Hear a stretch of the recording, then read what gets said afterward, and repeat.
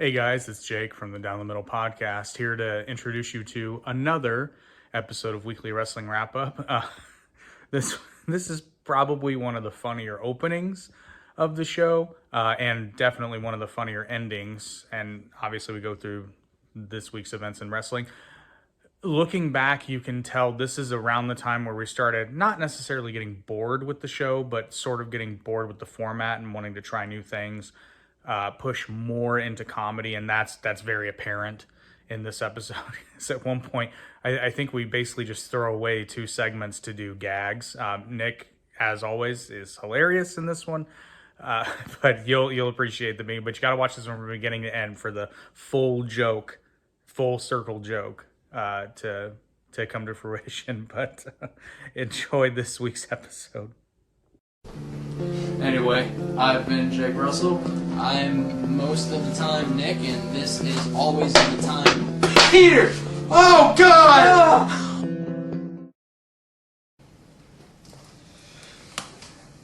Gentlemen, looks like this is a reconstruction job. I don't think there's hope. Damn it, Joe! This is a surgery! Gentlemen, relax. It's okay. We can rebuild him. We have the technology. We can make it stronger, faster. Hey, can pizza pans run? They can now. We have the technology. Damn it, Joe! You're a professional! Get a hold of yourself!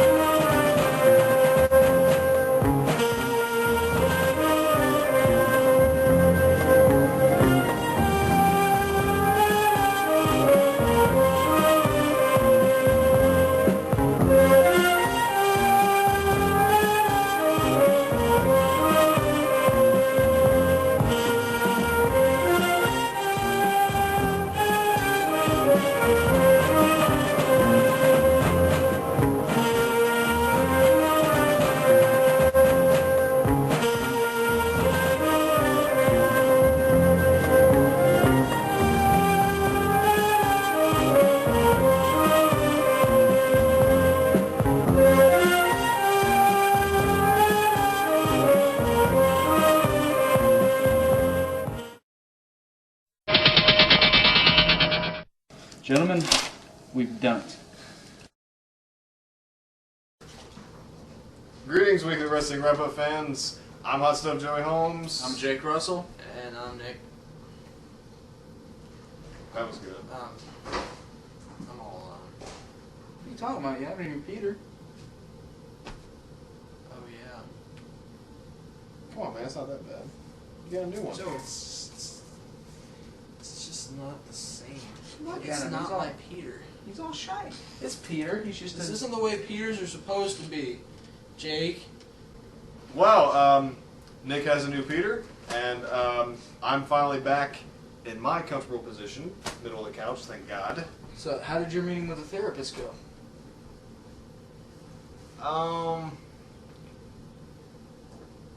It went okay. It went pretty well. She's a great little woman. She taught me a lot, actually. I think I might have actually come to terms with my problem. Well, it's good to hear that you've worked on that, Joe. Wait a minute. Agent turn. It's always a holes. It's all. So much, you piece of shit. Nick, I'm sorry. I'm not. Dude, he runs like a fucking duck.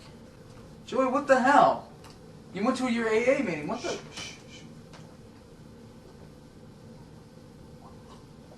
Obviously, it didn't work. Joe, you're drinking more. That's what I figured out my problem was. The reason why I've been falling downstairs and being drunk the last couple weeks, I haven't been drinking enough. My body was reacting to the lack of alcohol. It's weird, dude. I thought you were falling downstairs because you were drunk. I thought that was part of it, not two separate things. I know, it's very weird, What but the hell, man? I conducted very many scientific studies to conclude that I do not drink enough. Let me guess. Oh. You went to a frat house for a weekend and woke up without a sore asshole. That's impossible. That's very possible. Yeah. Well, you drank enough to make it happen. Well, my problem's been solved. I mean, What? Nick, we're gonna have to go to Plan B. oy. The hell's Plan B? Well, I got Edna back. Now it's time to do what we do every week. We start the show with a Raw. And this week was a frickin' doozy. Randy Orton came out after losing to Cena at SummerSlam in a very close match. Complains about losing to SummerSlam because he's a bitch. Demands a rematch. I deserve another title shot, even though I get busted for steroid use. Ooh, too soon. Ooh. And because Raw this week was in Boston, Massachusetts, John Cena came out, the hometown boy for the hometown crowd. God! Exactly. John! We love you! Cena. Well, Cena was talked about Orton losing and said he's a loser. Ooh. Cena actually wants the newly returned Triple H in a rematch from their classic WrestleMania 22 match at WrestleMania 22, ironically. Goes big time. Yeah. The new general manager of Raw, William Regal, came out and denied him a rematch with Orton or Triple H for that evening. Instead, put him in a match with King Booker. That's got main event tattooed all over it, folks. That really does. Yeah, on its ass. Damn it. And Orton tried to RKO Cena, but what happened? He... We were in tune. We were. Go show choir. Like we would ever do show choir.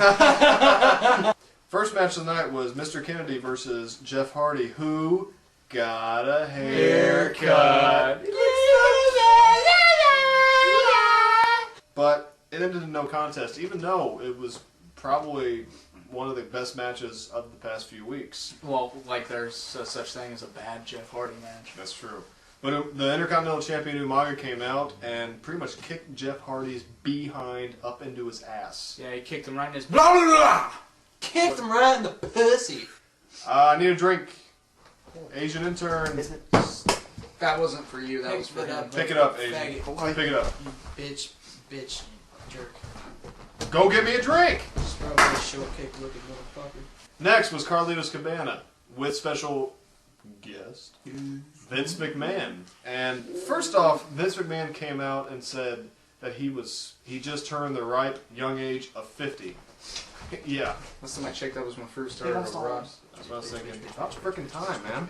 Bitch. Oh my god. He's gonna get freaking fired. I hate him. I hate you. I don't like you either. No, I hate you. God damn, I hate Asian. Anyway, Intern. what I was gonna say was like Vince is 50, yeah, and the Pope's black. Vince talks about his bastard son's mother. She's a bitch. She's a whore. Of course, Vince dated her. You didn't date her. Triple H, yeah, he just screwed her in the back alley. Triple H comes out. Big surprise! It's time to play the game. And how you play it. All about control and if you can spank it. And if you get a knee injury, then Then we can fake half it. a fucking hanky year. pank it. But he says in his time off, he was able to narrow the search down from a gazillion women to 4. And pretty much started it like the dating game. And he brought out, first, a fat African-American woman. Vince slept with her. Next, he brought out a one-eyed woman. And she became one-eyed because Vince wasn't a good shot in the younger days. Ow! Right in the eye. Just blew her eyeball out of her head. Ever happened to you? With semen. What? Next, he brought out Carlito's sister, who had just as big as a frickin' fro as he did. It was very impressive. It was hot. Oh, man. Vince screwed Carlito's sister. And what was weird, Triple H pointed out, was that she chewed the apple and she swallowed. The last contestant was a woman named Frank. Frank. And Frank has a penis. What's he have, Nick? A penis, Joe. A big one. A big, heaping man bag of penis. And because of this, Triple H brings up how a lot of the PETA people, the stupid organization, mean- is out. What? You mean PETA? Peta Peta, pick a piper. So, Frank has a penis. Go figure. So, Triple H pulls out an old DX joke and starts asking him if he loves animals. Do you love a dog? Yes. Of course, I love dogs. Yeah. Do you like cats? I love cats. Okay. Do you like roosters? I love roosters. So you love cocks? I love. What's the matter? You sick? Looks like a fucking Hershey bar, dude. Come on, man. It's the best we could do. Dude, that's the best technology we could afford. Put us in doctor suits. We're still not doctors. No, but we're studs in doctor suits. True. But this is not Peter. I know. It's Peter too. Man, okay. You know what? It may not look like the old Peter, but it's the same Peter in here. And that's Remember all that that. matters. But we missed those penis jokes, folks. Or should I say the cock jokes. Vince left the ring, embarrassed. Carlito, in probably the most stupid move in his career, spits an apple in Triple H's face. So Triple H retaliates with a spine buster and a pedigree. We missed those. Effing A, sir. And then in tag team action, or sorry, 6-man tag action. It's the world's lamest tag team, and Apu, who was Daivari, versus Cody Rhodes and Kendrick in London. Winner was Cody Rhodes and Kendrick in London. Good match, but short. Do we have anything else to add? I don't think so. Cody Rhodes is short. Just like his. Oh wait, I have nothing bad to say about his dad. Then after commercial break, Apu's complaining in the ring. Crime Time comes out and sells his parka thing, his little hat. He's different from us, so we don't like him. Kate and Murdoch come out. Crime Time steals their hats, throws them into the crowd, and we got one thing to say to that: money, money. Yeah, yeah. I say money, money. Yeah, yeah. I say we're white, white. As snow. Randy Orton barges in on Mr. McMahon and demands a title rematch. He actually shoved Vince McMahon's leg, and I'm stupid. Demands a title rematch. What does Vince say? No, he has to earn it. Orton storms out like a little baby, but if he's on steroids, he's not getting that title shot. Whoa! Empty. Oh, there's some. Bitch! Speaking of the psycho bitch of the week, Beth Phoenix attacked Maria before their match, beat the living crap out of her, so it ended in a no freaking contest. So we were stripped of hot girl-on-girl action in the middle of that WWE ring. Said it happened in the corner. You know what? You take longer and longer each time. Next, Candice Michelle, the women's champion, who we all love. Not a fan. Not a Okay. fan. All right, me neither. Her interview was interrupted by Snitsky. Why? Because he can talk now. Hey. Well, McMahon again talks about his bastard son. You know, guys, actually something occurred to me. With all the women he slept with, one of us could be his bastard son. Regal comes in and informs McMahon that his entire family, Linda, Shane, Stephanie, Jim. and Jim, and the lawyers, will be on Raw next week to discuss the bastard son with Vince McMahon. So that should be good television, Jerry Springer Maury style. Bitch. And then in a classic main event, I'm freaking kidding you, King Booker versus Cena. Who gives a crap what happened in the match? And no winner because Randy Orton interfered. Him and Booker beat up Cena, then King Booker just leaves. And the most shocking moment of the week, Orton pulled Cena's dad out of the crowd and viciously kicked him in the head. And it looked pretty damn real, so you gotta give a big thumbs up to Cena's dad for taking one for the team. That's 4 thumbs. I can't put up my 5 because I'm busy holding Edna. Ow! That was my thumbs up thumb. Well, as we always do after Raw, we're gonna go to ECW with Jake Russell. Let's go! Hello, ECW fans. I'm Jake Russell here with the ECW wrap-up. You might be able to tell by my ecstatic smile that I'm so excited because ECW was literally a 10 out of 10 this week. I can't conceive a single way it could have been better, unless of course RVD was involved, but I'll let it slide because it was that good. First segment of the night, we got John Morrison coming out to the ring, and once he gets there, he talks about all of the participants in the Fatal 4-Way to decide the number 1 contender for the ECW title. Let's begin with the Boogeyman. Reasons John Morrison gave the Boogeyman not being able to win is because he's a freak. Other reasons involving the Boogeyman not being able to go for the ECW title. We have an inside source in the WWE telling us that Boogeyman is going to participate in the next season of Dancing with the Stars. Next, we had The Miz.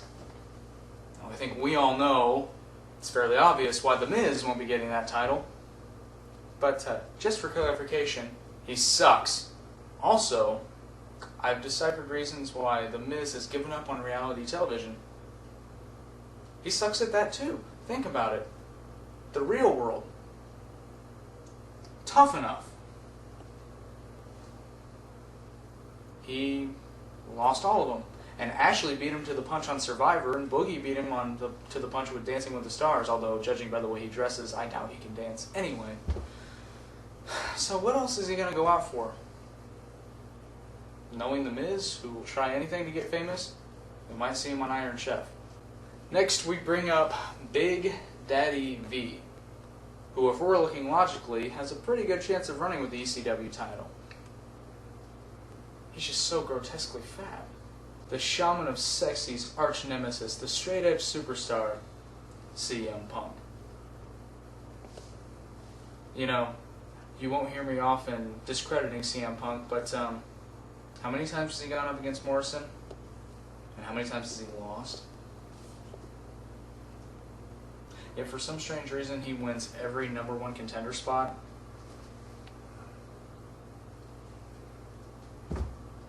Punk, you better beat him this time. That's all I gotta say, man. Although, to bring up a point, up until SummerSlam, CM Punk has been legitimately defeated by John Morrison. But at SummerSlam, Morrison was forced to cheat, which tells me that Punk is probably going to get that title. First match tonight, we got Kevin Thorne versus Stevie Richards again. Now, normally I would complain about this, but they're so awesome. I actually look forward to seeing this match every week. Some highlights to this match. The Stevie kick makes a return straight to Kevin Thorne's chest. Stevie Richards is the shit again. It's wonderful. But unfortunately, Stevie didn't carry out the win in this match because Kevin Thorne put him in the torture rack and got the 3 count. But that's alright because the match was awesome. In the next segment, we regress to high school because, oh my god, The Miz and Extreme Expose. They meet Balls Mahoney in the back, right? And it's like totally Balls is like minding his own business, but he's like fat and ugly, so The Miz has to go talk to him, and he's like, "Yay, Balls, what's going on? You know, I heard you had a match last week and you actually won. Oh my god, what's that about?" So then he gets Extreme Expose to be like, he's like, "Hey, girls, like, what is Balls Mahoney?" And they whisper, and they talk about their pocketbooks and their cell phones and their iPods and The Miz and.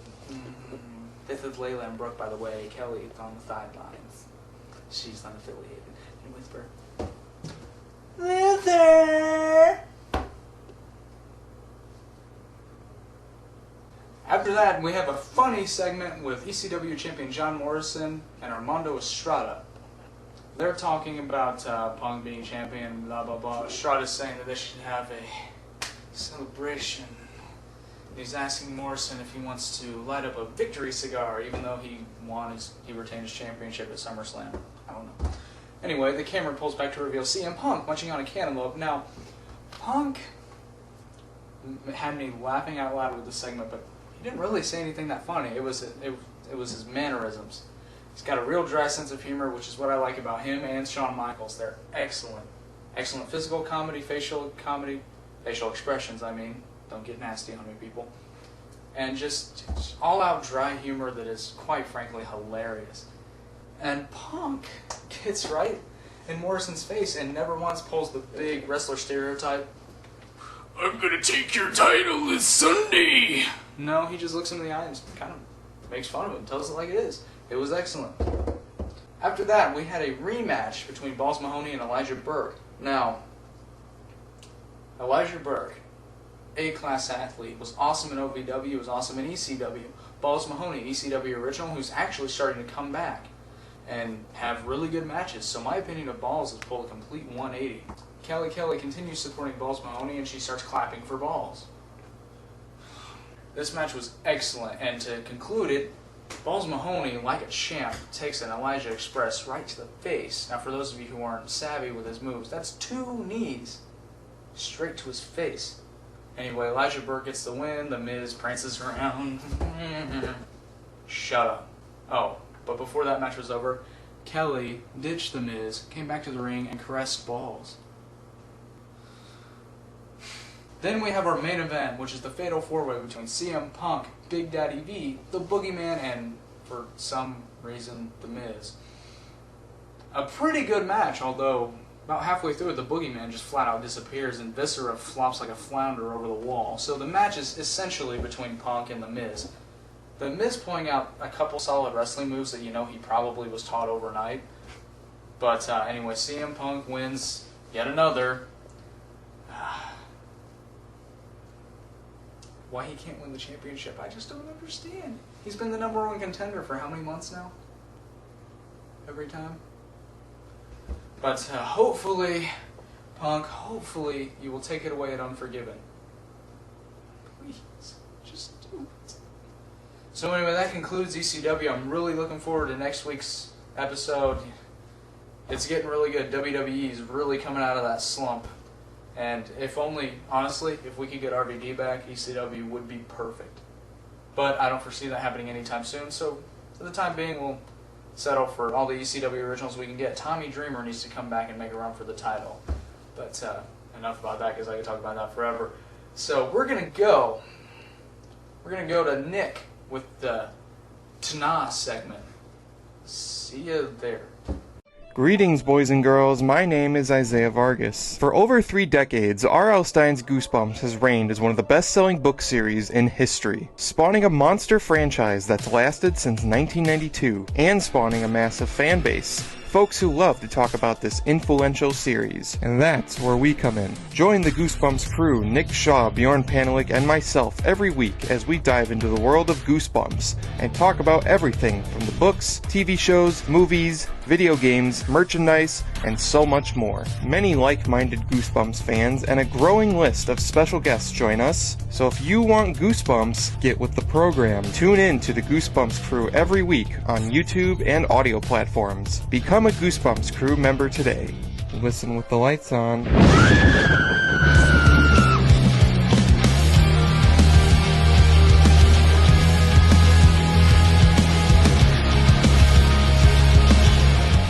Hi, I'm Nick. Welcome to this week's segment of Tits and Ads. August 30th, 2007. TNA Impact on the Spike Network. Begins with some stuff goes down. And then some other stuff followed it, and then it ended. There's stuff in it that I'm going to tell you. It's gonna... Here we go. Team 3D is scheduled to face the Motor City Machine Guns. Now, Scott Steiner, one of the Steiner brothers, you know, last name, confronts Motor City Machine Guns before the match to talk about Rick Steiner's attack last week where he got injured. And when he was confronted, it turned out to be kind of a big debacle. There was fighting, arguing, more fighting, bitch slapping, hugging, bear hugging, punching, kicking, and breastfeeding. And the fight got broken up by security guards, ended up back to the ring where the Motor City Machine Guns took a chair to Scott's throat, sending him to a local Orlando hospital. Much later, Machine Guns, after their attack, opened up an open challenge, to which the Voodoo Kin Mafia came out, and they came to fight the Motor City Machine Guns. And they beat the Motor City Machine Guns. Voodoo Kin Mafia then opened up their own open challenge. And guess who came out? Fucking everybody! Including, who came out? Notebook? Including the Latin American Exchange, Triple X, Eric Young, and goddamn Shark Boy! Later on,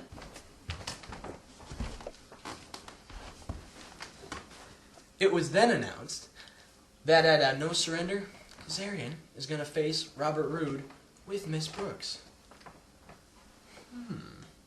The main event of the night, Sting versus Samoa Joe versus AJ Styles versus Christian Cage.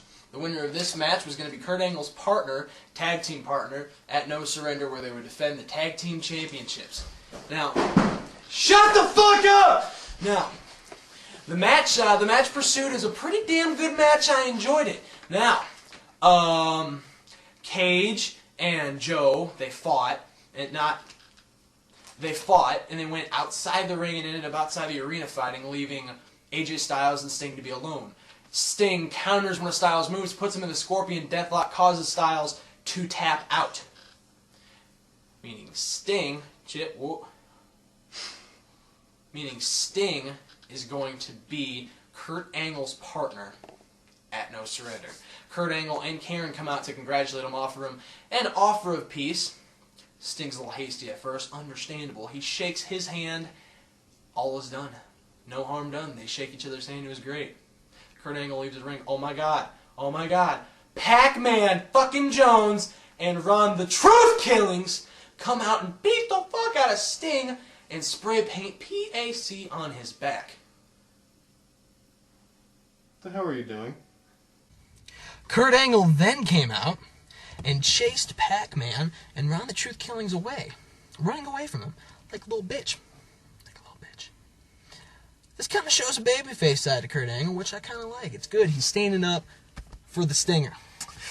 Announced next Thursday. Main event for the night. Sting and Kurt Angle are going to defend their titles for the first time versus Abyss and Black Machismo. I'm going to be looking forward to that shit, and I hope you'll be looking forward to next week's segment of Tits and Ass. Alright, man. What was so bad about today? They treat me like shit.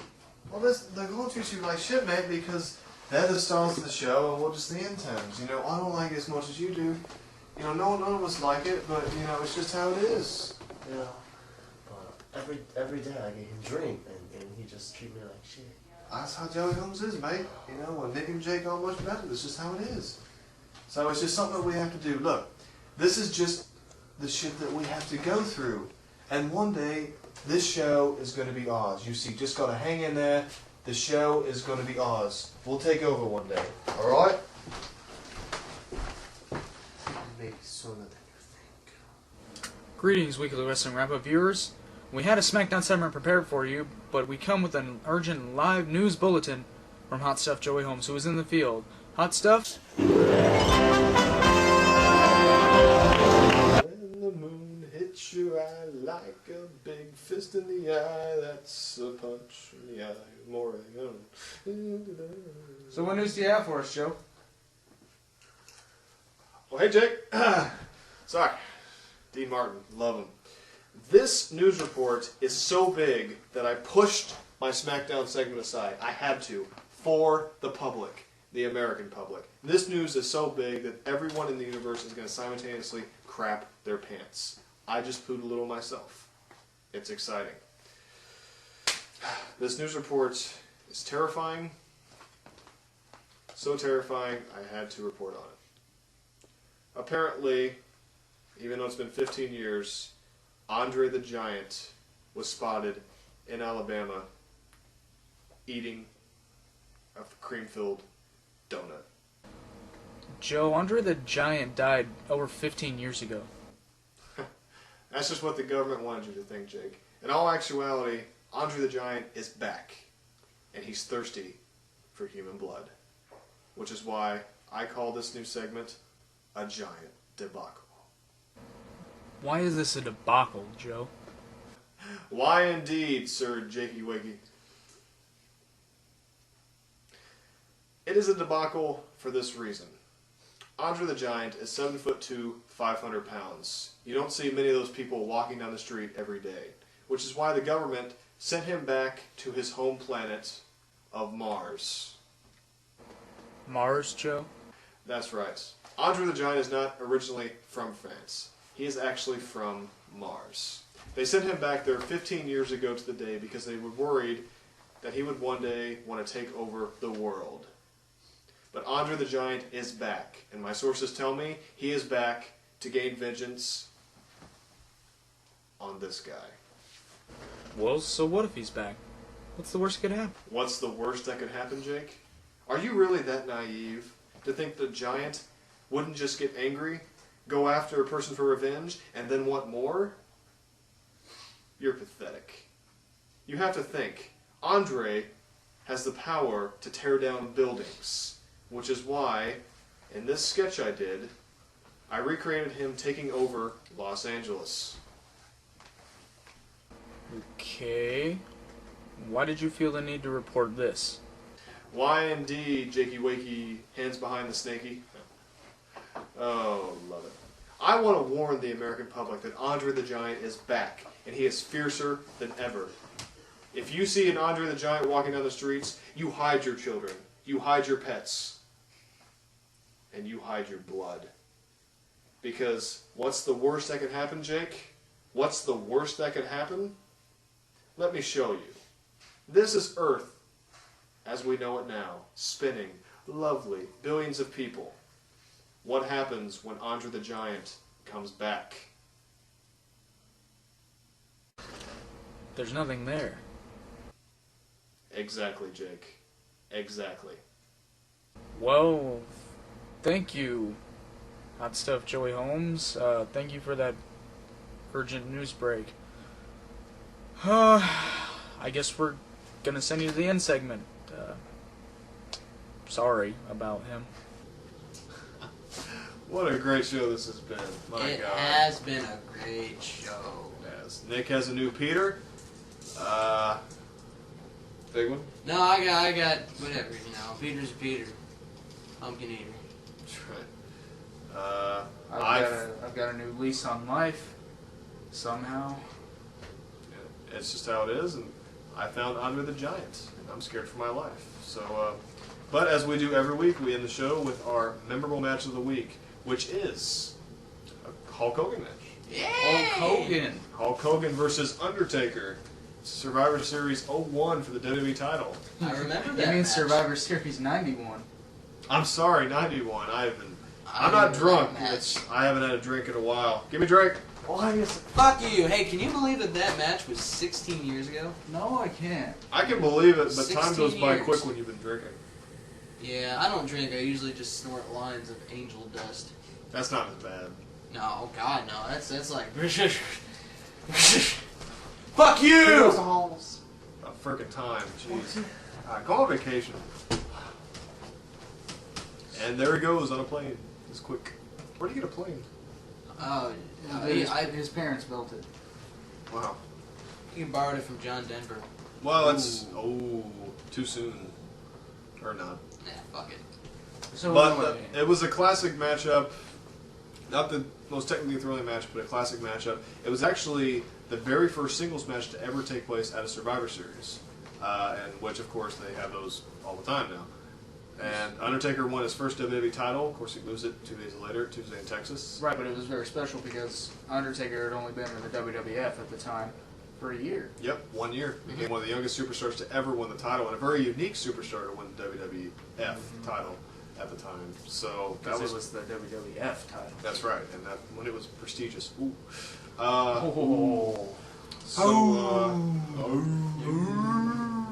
But I guess that marks the end of the show. I thought it was a great show, as usual. We never have good shows. How do you feel about your new pan?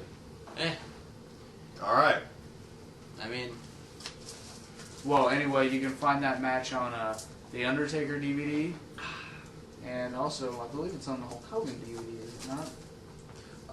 no, actually that match is that's not. the Tuesday in Texas. But I will recommend the Hogan DVD. It is absolutely phenomenal. I was worried because a lot of wrestling matches nowadays, or wrestling DVDs, I'm sorry, have just highlights of the matches. Yep. The Hulk Hogan DVD literally shows every match from front to beginning. And Undertaker one does too. Exactly, the Undertaker one. That's probably Buy 'em both. few investments I would recommend. In fact, next week I think I'm going to start maybe trying a wrestling DVD of the week. Maybe I'll recommend one. I don't know. You'll have to tune in and find out what crazy adventures we get into. I don't know what you do. Balls. I'm the smart.